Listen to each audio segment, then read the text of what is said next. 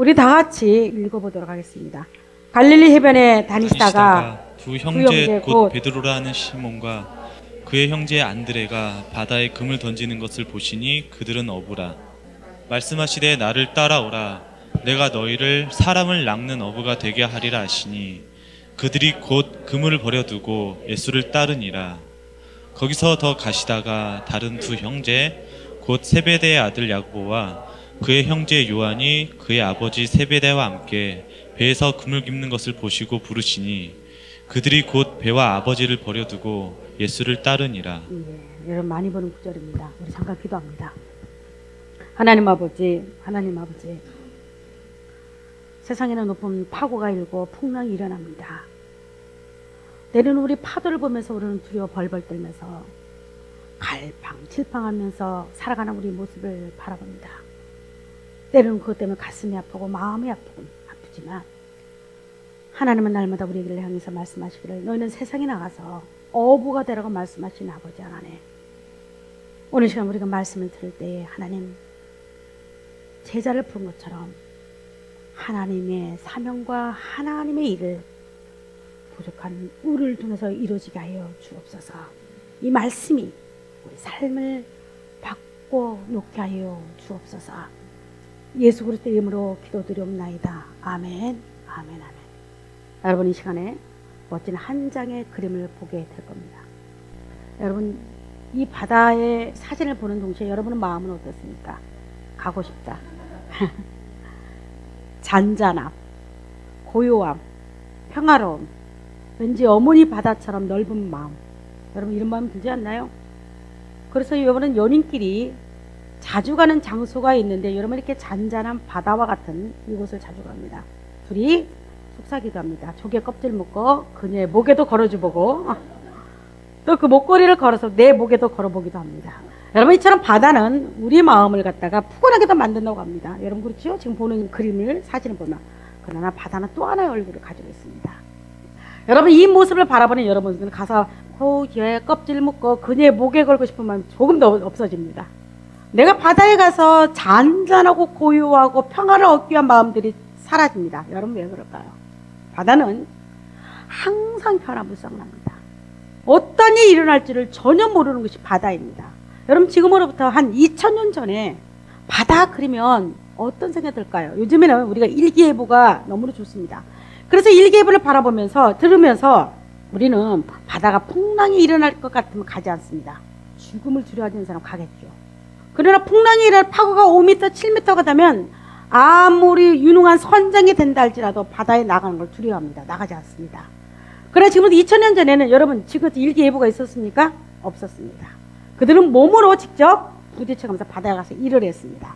그리고 자기의 선조들, 자기들이 해왔던 경험에 의해서 나가서 일을 합니다. 그러니까 여러분 얼마나 바다 가운데서 그들이 죽을 고비를 많이 넘겼고 얼마나 그 바다와 더불어 싸웠습니까? 여러분같이 우리같이 바다는 이제 더 이상 고상한 장소 그들에게는 아닙니다. 지금 본문에 나오는 4명의 사람들은 적어도 그렇다는 겁니다. 누굽니까? 베드로, 안드레, 야고보, 요한이라는 사람입니다. 이 사람 4명은 적어도 우리같이 바다를 보면 가고 싶다든가 바다 그리면 그립다든가 평화라든가 이런 말이 나오지 않습니다.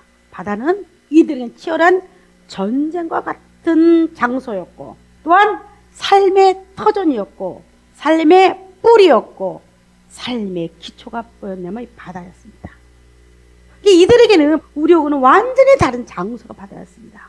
여러분 오늘 본문에 보니까 이 바다에서 풍랑이 일고 검푸른 파도가 나를 삼키려는 바다에서 이 4명이 무슨 일을 하고 있냐면 그물을 짓고 있습니다. 베드로는 그물을 짓고 있고 베드로와 안드레는 형제간이에요. 또한 야고보와 요한도 형제예요. 지금 배 두 축에서 베드로와 안드레가 그물을 짓고 있고 야고보와 요한이 따로 그물을 짓고 있는데 누구랑 짓고 있냐면 야고보와 요한은 자기 아버지와 더불어서 그물을 짓고 있는 거예요. 출항하려고 고기 잡으러 나가려고 그물을 짓고 있습니다. 여러분 한번 상상해 보십시오. 그들의 모습은 어떠했을까요? 바다에서 그물을 만지고 있고 다시 출항하려는 그 모습 속에 여러분은 어떻게 떠오릅니까? 그림이 한번 그려집니까? 그들의 머리는 저와 같이 단장한 머리였을까요? 아니죠. 그들의 머리는 바닷바람에 헝클어질 때는 헝클어졌을 겁니다. 그리고 그들의 얼굴은 여러분같이 예쁘고 뽀얀 얼굴이 아니었을 겁니다. 바다의 햇빛이 얼마나 강렬합니까? 그들하고는 아마 아스팔트 이상으로 새카맣게 그을린 얼굴이었을 겁니다. 그들의 옷은 아마 꾀째째했을 겁니다. 그리고 그들에게는 특유의 냄새가 있습니다. 바다 사람에게 나는 특유의 냄새가 있는데 그게 무슨 냄새겠습니까? 여러분 향수입니까? 생선 비린내입니다. 바다에 짠물 냄새가 나기 시작합니다. 그들의 옷은 흰색이 아니었을 겁니다. 분명히 새카맣게 때가 껴서 꾀째째한 모습으로 그들은 지금 뭘 하고 있습니까? 그물을 짚고 있습니다. 그들의 손을 제가 악수는 안 해봤지만 분명히 가서 악수를 하다 보면 아마 그물 이상으로 두껍게 손이 망가졌을 거고 손이 아주 거칠었을 겁니다. 그 장소에서 예수님이 그들에게 나타납니다. 그리고 이렇게 말합니다. 너희는 나를 따르라. 그리고 뭐라 합니까? 이제 너희는 바다가 아닌 거 갈릴리 바다가 아닌 거. 이 장소는 지금 갈릴리 바다입니다. 여러분 갈릴리는 호수라고 말하기도 하고 바다라고 말하기도 합니다. 실제로 갈릴리는 호수입니다. 그런데 그 호수를 갖다 바다라고 이야기한 거가 있습니다. 왜 그러냐면 너무나 이 호수는 깊고 넓습니다. 그러니까 바다라고도 말합니다. 지금 갈릴리 바다에 예수님이 나타났습니다. 이들이 한참 자기 일에 열중하고 있는데 예수님이 나타난 겁니다. 그리고 그들 향해서 무슨 말씀을 하시냐면 너희는 갈릴리 바다에서 고기를 낚는 어부가 아니고 이제부터는 사람을 낚는 어부가 되리라고 말씀을 합니다. 저는 이 본문을 보면서 한 가지를 제가 고민해 봤어요. 하필 왜 예수님은 그 많은 장소에서 이들이 아무리 억울하지만 하필 바다에서 그들을 불렀을까? 제가 조금 엉뚱하죠.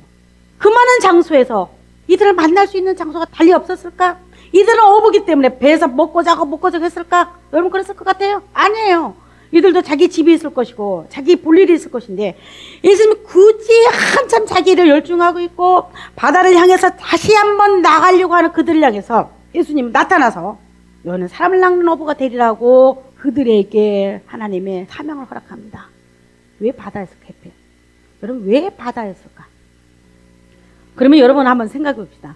예수님과 베드로 한 사람 봅니다. 베드로와 만남이 이 과정이 오기까지 여러분 이 과정을 보면 너희는 나를 따르라 하니까 마치 무언가에게 홀린 듯이 무언가에게 빨려 들어가듯이 그물과 배와 부침까지도 내버려 두고 예수님이 따라간다고 말합니다.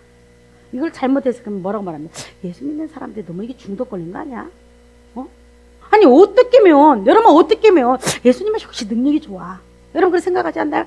역시 예수님 능력이 대단하지 않아? 어떻게 그 말 한마디에 여러분 그때 까딱하죠?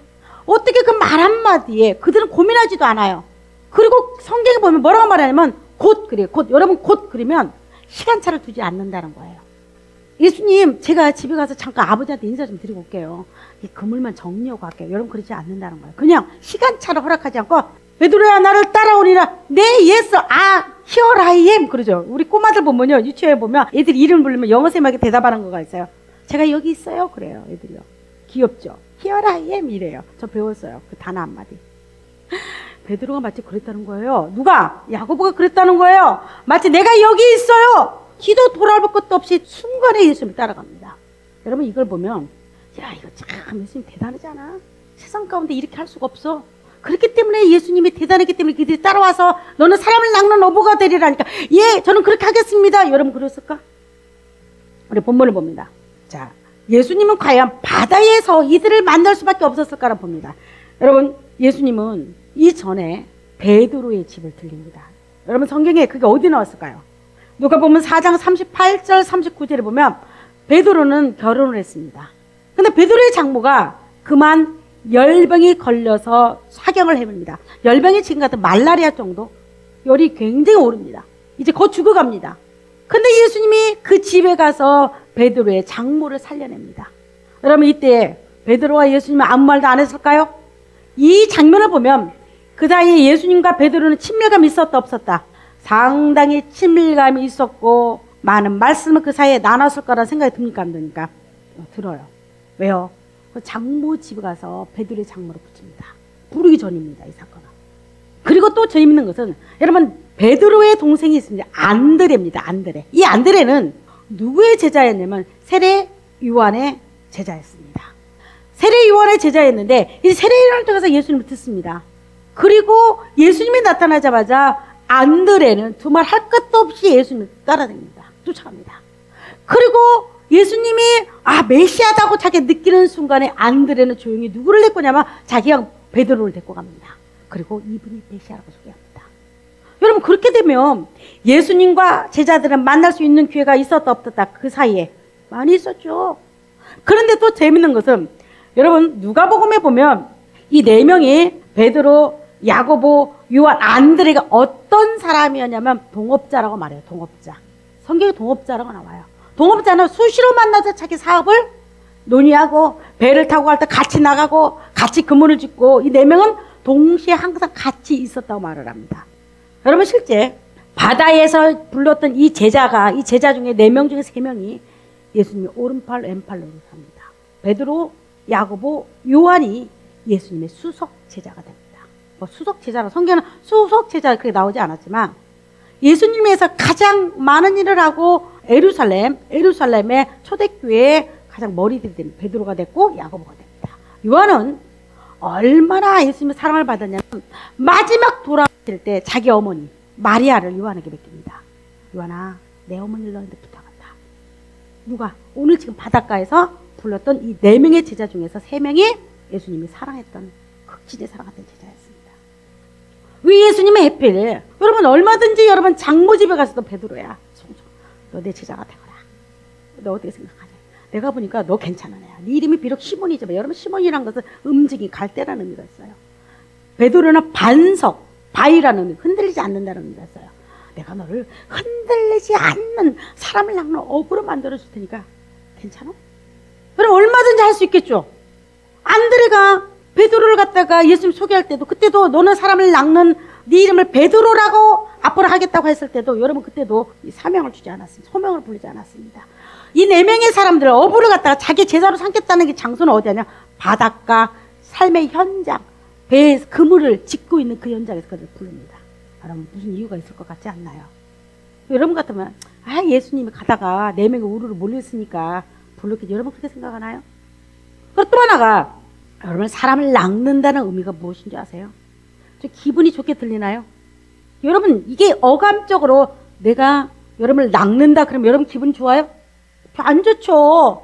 이렇게 말할 수 있잖아요. 예수님은 내가 보니까 너는 가르치는 자로 만들겠다. 나를 예수님을 소개하는 자로 너희를 만들어주겠다. 여러분, 이런 말들도 부드럽지 않나요?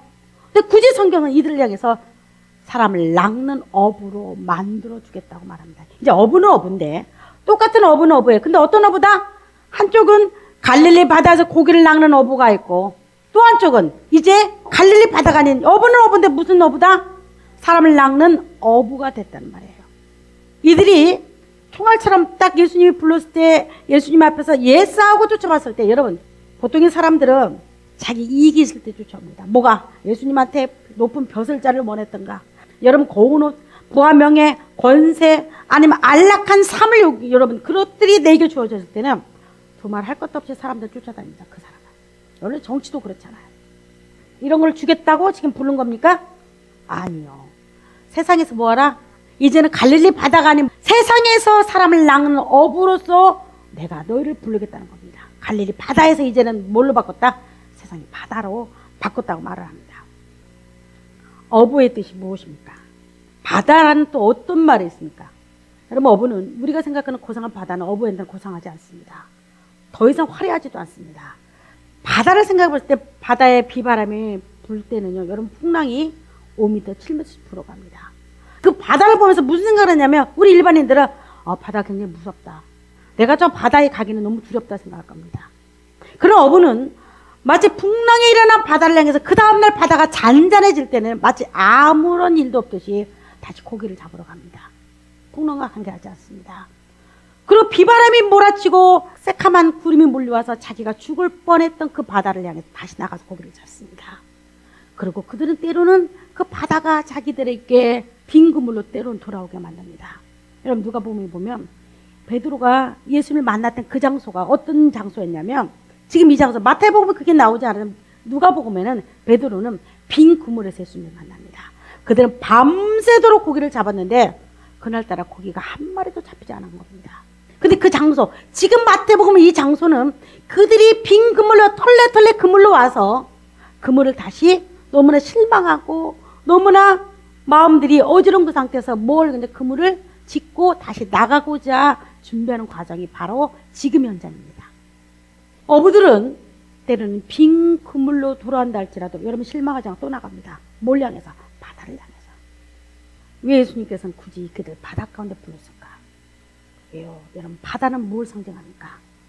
넓고 넓은 세상을 상징하기도 합니다. 바다에서는 무엇을 배웁니까? 때로는 바다 죽음도 배우게 되고 내가 빈 그물도 배우게 되고 바다에 이르는 풍랑 가운데서도 풍랑이 두렵고 때로는 그걸 이길 수 있는 힘도 배우게 되고 비바람 가운데서도 또한 5m, 7m 이르는 파고를 바라보면서도 여러분 거기서도 내가 이길 수 있는 힘과 의지와 바다를 바라보면서 여러분 그들은 많은 것을 하나님께서 이미 훈련과 교육시키는 줄 믿습니다. 저는 이 제자를 보면서 하나님께서 굳이 바다를 위해서 불렀던 이유 중에 바다는 누구를 상징한다? 베드로야. 세상은 바다와 같은 거야. 안드레야. 세상은 바다와 같은 거야. 여러분 실제로 이들이 예수님의 제자의 행적을 쌓으면서 바다보다 더 많은 풍랑을 만나기 시작합니다. 여러분 하나님은 이들에게 다시 한번 세상에 나가서 어부가 되라고 말씀합니다. 세상의 바다와 갈릴리 바다의 특징이 있습니다. 세상의 바다도 풍랑이 일어납니다. 비바람이 불며 때로는 빈 그물로 돌아옵니다. 여러분 세상의 바다는 어떤 특징이 있는지 아세요? 여러분 세상의 바다 똑같습니다.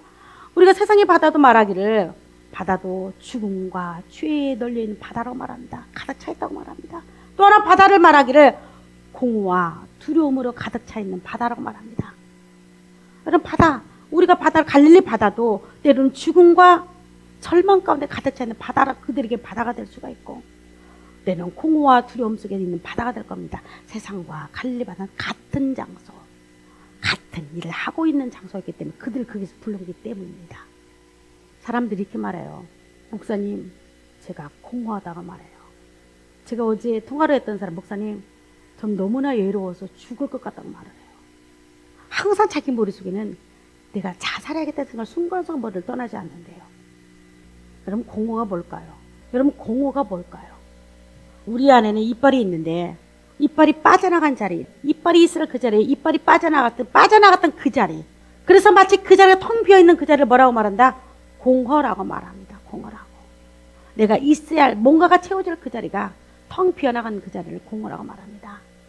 인간에게 공허는 죄로 인해 뭐가 빠진 하나님이 빠져나간 자리를 뭐라고 말한다? 공허라고 말해요. 내가 공허하다 이 말은, 내가 죽고 싶어요 이 말은, 여러분 내가 자살하고 싶어요 때로는 이런 말 할 때는 뭐다? 내 마음이 공허해요. 내 마음이 외로워요 이 소리예요. 그래서 내가 공허하다 이 말은 또 다른 말로는 내 마음 깊은 곳에서 이제는 뭘 찾는 소리? 하나님을 찾는 소리라는 거예요. 여러분 속에서 공허합니까? 외롭습니까? 그 소리는 뭐냐면 하나님이 나를 부르는 소리예요. 부르는 소리. 여러분 제가 20대를 바라보면 20대들은 자기 지갑에 돈이 두둑하고 연인이 있으면 행복합니다. 공허? 몰라요. 공허 몰라요. 내가 연인과 더불어서 쓸 수 있는 돈과 나를 사랑해주는 연인만 있으면 나는 세상에서 가장 행복하게 살아갈 수 있다고 생각을 합니다. 근데 그 연인이 이제 나의 곰 같은 남편이 되고 여우 같은 마누라가 되고 그 연인 사이에 토끼 같은 아이가 태어납니다. 여러분 이게 30대예요. 30대가 되면 이상스럽죠? 내가 더 많은 걸 가졌음에도 불구하고 옛날에 20대 때 공허함이 바늘과 같았다면 30대 때는 마치 바늘이 조금 구멍이 더 커지기 시작합니다. 내가 더 많은 걸 가졌어요. 40대가 되면 자녀가 자랍니다. 중고등학교를 다닙니다. 그리고 자기 위치는 상당히 좀 높아집니다. 직장에서도. 그리고 나름대로 사람들에게 인정도 받는 40대입니다. 여러분 이쯤 되면 이 공허함이 옛날에 총알 같은 공허함이 이제는 대포만하게 쏘아집니다. 인간이 이상하죠. 내가 더 많은 걸 가졌어요. 내 자녀들이 더 커졌어요. 더 성숙돼. 그럼에도 불구하고 내 공허함은 이상스럽게 대부분의 사람들은 공허함이 더 커지게 되어 있습니다. 자, 그 다음에 또 하나가 50대가 되면 자녀들이 대학생이 됩니다. 그리고 결혼하겠다고 나와 똑같은 가정을 또 받기 시작합니다. 내가 키운 자녀들은 똑같은 애인을 통해서 만나고 돈만 두둑하면 된다고 집을 떠나기 시작합니다. 여러분 이쯤 되면 우리 마음은 옛날에 대포 같은 그 마음들이 마치 미사일로 쏜 것처럼 구멍이 뻥 뚫리기 시작합니다. 50대들 이해가 되나요? 40대 들이가 되나요? 자, 60대가 되면 자녀들이 뿔뿔이 헤어집니다. 그리고 나를 떠납니다. 여러분, 이쯤 되면 사람이 굉장히 나름대로 만족하면서 것 같고, 내 나름대로 잘 살았다고 말하고 있는 사람조차도 여러분 그 속에 깊은 내면의 세계에서는 아주 이제는 미사일로 되지 않습니다. 마치 핵폭탄이 일어난 것처럼 마음이 허전하고 공허합니다. 왜 그럴까요? 인간에게는 바다와 같이 문제와 문제 가운데 살아가는 언제든지 풍랑이 일어날 수 있고, 언제든지 여러분 우리에게 많은 죽음을 줄 수 있는 이 세상 가운데 바다와 같은 세상에 살 수 있는 우리에게는 하나님이라는 존재가 깊이 내면에 되어 있지 않으면요, 마치 내가 다 가졌다 한들, 다 소유했다 한들, 내가 높은 자리에 올라갔다 한들 이상하죠. 내 마음이 마치 여러분 큰 미사일 구멍 하나 같은 게 뚫려 있습니다. 누가 주지 않아요. 내 스스로가. 여러분, 이 마음에는 뭐가 차지라고? 여러분, 그 마음이 있습니까? 그러면 여러분 마음에는 뭐가 차지합니까? 여러분 마음에는 하나님 말씀으로 그 마음이 채워지기를 원합니다. 예수님의 제자들, 하나님이 그들을 불러서 세상 가운데 공허하고 두렵게 사는 자들에게 뭘 전하라고? 그들에게 예수 그리스도를 증거하라고 그들을 부릅니다. 여러분, 우리가 예수를 믿고 나면, 여러분과 내가 예수를 믿고 나면 먼저 딱 오는 것이 있지 않습니까? 어부가 되라라고 여러분 굳이 듣지 않아도 여러분과 나는 무슨 마음이 있냐면, 우리 아버지가 예수를 안 믿어요. 그러면 나는 가서 전하고 싶어요. 여러분 그런 말 있지 않아요?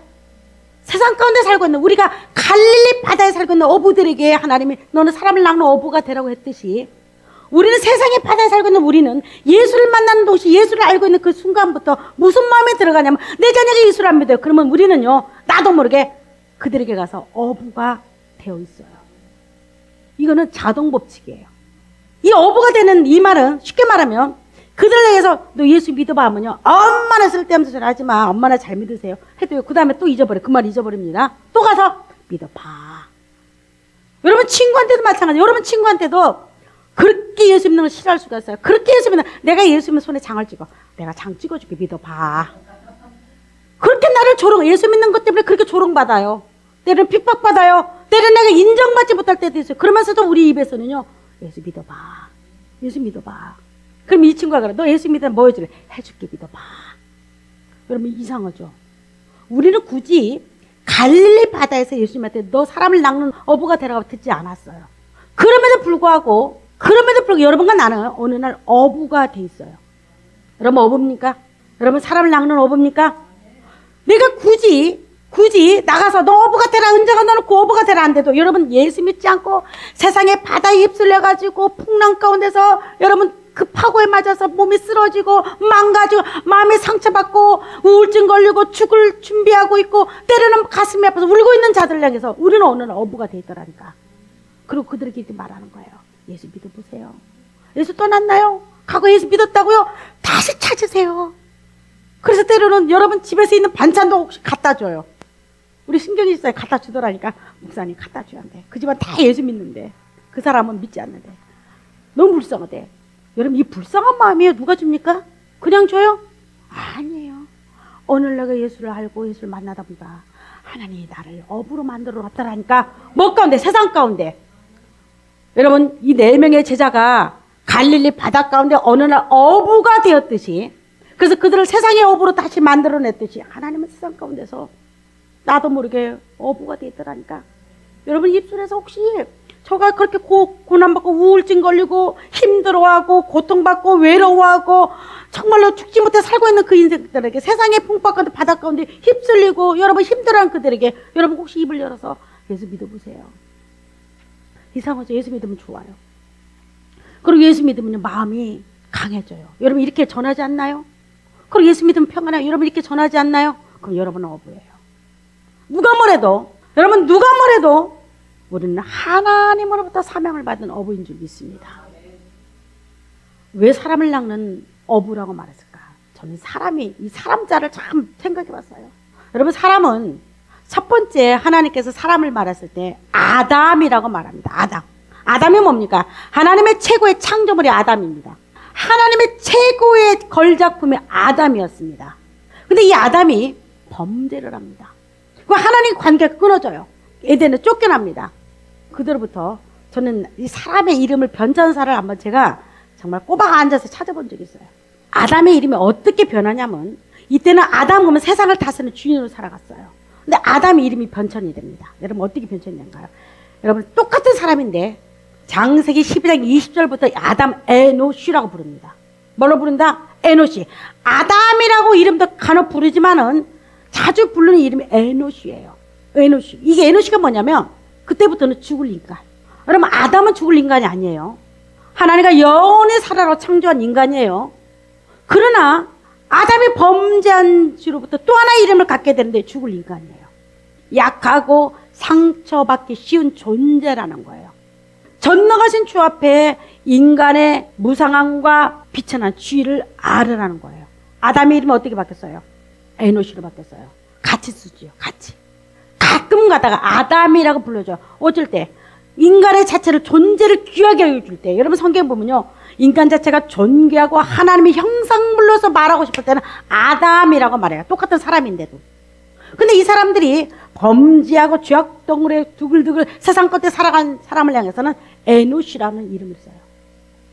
이제 신약에서 또 다른 이름이 부어집니다. 안드로포스라는 이름을 갖게 됩니다. 이건 헬라어적 말이에요. 자, 이 말은 유감스럽게도 사람 그런 뜻도 있지만은 경멸적 비난적 의미에서는 이 말은 사람의 이름들은 노예라는 뜻이 있어요. 희한하죠? 여러분 보세요. 저는 생각해봤어요. 아담에서 뭘로 왔다? 노예까지 떨어뜨려졌어요. 노예까지. 왜 하나님께서는 베드로나 야고보나 그 4명의 그 제자들에게 너는 세상에 가르치는 자가 되라. 예수님을 소개하는 자가 되라. 예수님 복음을 증거하는 자라가. 여러분 얼마든지 많은 말 있잖아요. 그럼에도 불구하고 굳이 사람을 집어넣었을까? 사람을 낚는 뭐가 되라? 어부가 되라. 어부인데 사람을 낚는 어부가 되라. 왜요? 사람 자체가 뭐기 때문에 세상에 바다에서 노예처럼 살아가기 때문에. 어느 날부터 사람이 노예가 돼버렸어요. 뭐의 노예가 돼서요? 자식의 노예가 돼요. 자식 하면서 어느 날 구멍이 뻥 뚫리더라니까. 돈 하면서 돈 때문에 구멍이 뻥 뚫리더라니까. 사랑이나 좋고 나오면 사랑 때문에 사랑 타령하다가 사랑 때문에 구멍이 뻥 뚫리더라니까. 내가 명예 그렇게 하다가 어느 날 명예 때문에 구멍이 뻥 뚫리더라니까. 마치 내가 원치도 않은데 뭐처럼 살아간다? 노예처럼 끌려가는 거예요. 계속. 사람이 원하지 않은 그 노예 형식으로 어느 날부터 우리가 살아가는 그 인생 가운데 여러분과 나는 사람을 낚는 어부로 하나님 부르심을 믿습니다. 우리는 분명히 이 땅에 바다와 같은 이 땅에서 풍랑이 일어나고 비바람이 몰아치고 죽음이 왔다 갔다 하는 이 바다 같은 이 세상에서 우리는 사람을 낚는 어부인 줄 믿습니다. 여러분 그걸 전해주길 원합니다. 그래서 사람을 볼 때 여러분도 우리도 마찬가지예요. 여러분 우리는요 왜 죽습니까? 죽음의 노예가 돼서 죽는 거예요. 우리는 왜 사망합니까? 죄의 노예가 돼서 여러분 사망이 돼요. 그래서 우리는요 두려워해요. 또 어떤 사람 집착해 또 여러분 세상 사람들이요 내가 갖고 오자는 걸 집착한다고 말해. 집착. 왜? 노예가 되면 집착이 일어납니다. 영원히 살 것 같아. 이 세상에서 영원히 살 것 같아 집착이나 살아가요. 여러분 이런 사람들을 여러분 구원해내기를 원합니다. 그래서 굳이 하나님은 그 좋은 말을 다 버려둡니다. 너는 가르치는 자가 되라. 너는 예수를 증거하는 자가, 예수를 선포하는 자가 되라. 너는 세상에 나가서 사람들 갖다 위로를 줘. 여러분 이런 말 하지 않아요. 사람을 낚는 어부가 되라. 사람이 무엇이기 때문에 원래는 아담이었던 존재가 하나님의 창조물로서 아름답게 이 땅을 다스리며 살아갈 그 존재들이 어느 날 보니까 추락하고 또 추락하고 또 추락하는데 뭐까지 추락했더라? 노예처럼 이 땅을 살아가는 자들이라고 말해요. 노예처럼 이 땅에 힘없이 아주 약한 부서져 버릴 그릇처럼 깨어져 버릴 유리 그릇처럼 살아가는 존재를 바라보면서 너는 뭐가 되라? 사람을 낚는 어부가 되라고 말씀을 합니다. 우리는 이 시간에 여러분과 나는 하나님이 특별히 예수를 믿는 그 순간부터 하나님이 내 속에 들어온 이 시간부터 어느 날 하나님의 사람을 낚는 어부가 되었듯이 이 세상에서 이 풍랑이 일어나는 이 세상 여러분 어부로서 멋지게 살아가길 원합니다. 여러분을 만나는 자가 그것이 강하게 예수를 증거했든지 예수를 믿어보라고 여러분 약하게 이야기했든지 이상스럽죠. 여러분 모두가 어부인 줄 믿습니다. 여러분 입을 열어서 혹시라도 누군가가 예수 믿어라, 예수 믿으면 이렇게 좋아 하고 말을 했다면 여러분은 어부입니다. 그걸 사명을 여러분 끝까지 붙들기를 원합니다. 여러분 예수 믿는 것은 여러분 어떤 스승과 제자가 이야기를 합니다. 제자가 묻습니다. 스승님이 깨닫기 전에 마음 상태가 어떻습니까? 그러니까 스승이 말합니다. 나는 과거에도 지금도 좀 불안하네. 이렇게 말했습니다. 가끔 불안하네. 그러니까 이 스승이 좀 깨달았습니다. 그리고 제자가 궁금해서 물었습니다. 스승님, 요즘에 마음은 어떻습니까? 지금도 불안하네. 조금씩 불안하네. 여러분, 이게 무슨 말입니까? 우리가 예수 믿는다는 것은요, 예수 믿는다는 것은 내가 사업이 승승장구한다는 말이 아니라는 거예요. 예수 믿는다는 것은 내가 교통사고가 나지 않는다는 말이 아니라는 거예요. 예수 믿는다는 것은 내 아들이 서울대 가서 잘 된다는 말이 아니라는 거예요. 똑같다는가요? 암도 걸릴 수도 있어요. 때로는 내 집안이 무너져서 또 하나 어려울 수도 있어요. 내가 병에 걸려서 죽을 병이 걸릴 수도 있어요. 때로는 내가 교통사고 나서 힘들 때도 있어요. 내 집안이 나도 모르게 어려움 당할 수도 있어요. 그러나 보십시오. 예수 믿는 여러분, 어부인 여러분들은 보는 관점이 다르다는 거예요. 옛날에는 내가 돈이 오를 땐 돈의 노예처럼 살아갔어요. 옛날에는 내가 병에 걸리면 병의 노예처럼 살아갔어요. 죽을까봐. 옛날에는 내가 죄에 빠져서 살아갈 때는 죄의 노예가 돼 살아갔는데 똑같은 이 땅에 살아가는데 별로 달라질 것은 아무것도 없어요. 그러나 여러분, 사고가 내가 더 이상 세상의 노예가 아닌 우리는 자유자, 하나님 용서받은 자, 하나님 말만 인정받아 다시 아담에 회복된 형태로 우리는 살아가는 줄 믿습니다. 이게 우리 예수 믿는 힘이에요. 누군가 여러분들 예수 믿어도 저 모양이야? 예수 믿어도 저 모양이 꼴 여러분 깨질 수도 있어요. 쪼그라들 수도 있어요. 내가 가난하게 될 수도 있어요. 여러분 혹시라도 여러분 이런 말 하시면서 예수 믿는데 저는 저 모양 저 꼴이야. 예수 믿어도 하나님께 쪼그라들 수도 있고 깨질 수도 있고요. 마치 유리병처럼 내 인생에 대해서 조각조각 날 수도 있어요. 그러나 힘은 어디서 오냐? 그 조각난 유리그릇이 어느 날 모자이크처럼 만들어지는 모습 속에서 새로운 작품이 일어나는 모습 속에 우리 힘을 얻고 능력을 받습니다. 여러분, 이런 것들을 세상에 나눠주길 원합니다.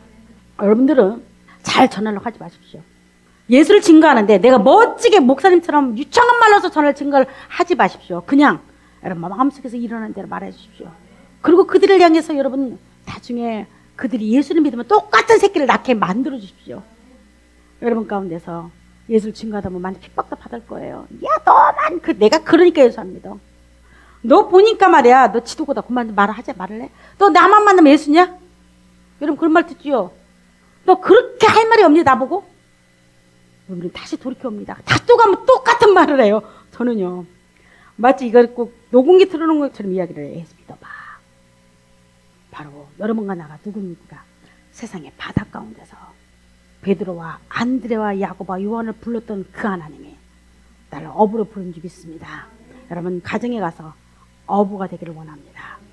세상에 나가서 힘들어하고 정말 절망에 빠져있는 자들에게 여러분 어부가 되기를 원합니다.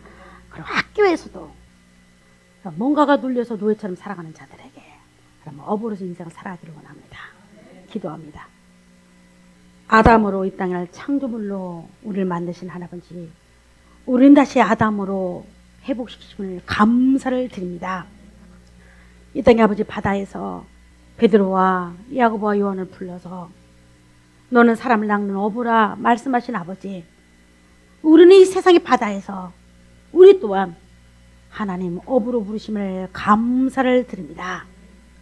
우리가 열린 하나님을 믿으라고 말하고 내가 예수 믿는 것이 얼마나 좋냐고 내가 증거할 때마다 하나님 그 말에 능력을 주시옵소서. 그 마음을 흔들어 주옵소서. 노예처럼 이 땅을 살아갈 수 없는 인생들에게, 인간들에게 진정한 자유와 기쁨을 우리를 통해서 나눠주게 하여 주옵소서. 예수 그리스도의 이름으로 기도드리옵나이다. 아멘, 아멘, 아멘.